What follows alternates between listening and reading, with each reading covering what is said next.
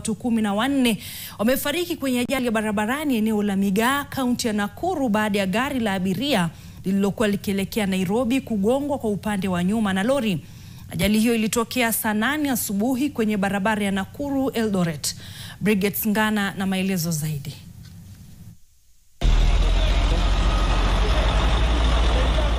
Safari ya watu 12 waliokuwa wanaelekea Nairobi kutoka Kitale ilikatika hapa eneo la Migaa kwenye barabara ya Nakuru kwenda Eldoret.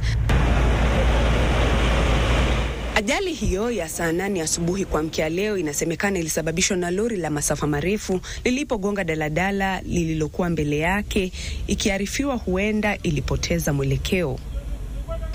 Lori iliweza kugonga Nissan ambaye watu wote waliweza kukufa, ambaye ni watu 12, na hapo mbeleni kuna basi ambaye ilikuwa imeua watu hapa kwa hii mtaro, ambaye imekuwa usuni. Mtaro imekuwa ni kama mahali penye ya kuua watu. Tumeweza kujaribu kutuwezavyo kuweza kuokoa, tuone kama kuna manusura, lakini hakuna manusura wote ambao tuweza kuwapata. Wote waliweza kufariki na ikakuwa kazi ngumu sana kuweza kuwatoa. Tumeshirikiana na Red Cross Molo na polisi ambao waliofika hapa wa Molo, Salga na Nakuru, waliweza kusaidia pamoja na wakaaji wa area.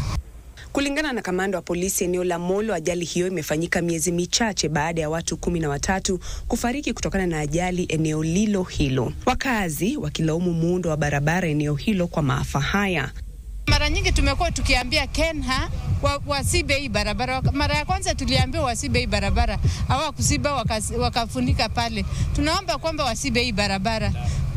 Yani mtaro, hii shoulder ya barabara imechimbuka mpaka ndio imeua watu wengi. Ile ahadi ambayo walisema kwamba watatengeneza barabara hii kutoka Mausamet, kutoka Rironi Mausamet, uweze kuhakikisha kwamba hii barabara iweze kupanuliwa ili watu wakaweze kuenda sawa sawa. Miili ya waliofariki inahifadhiwa kwa makafani ya hospitali ya Molo. Bridget Ngana, NTV, Nakuru. Ama kweli mtazamaji, pole zetu kwa wote walioathirika na mkasa huo.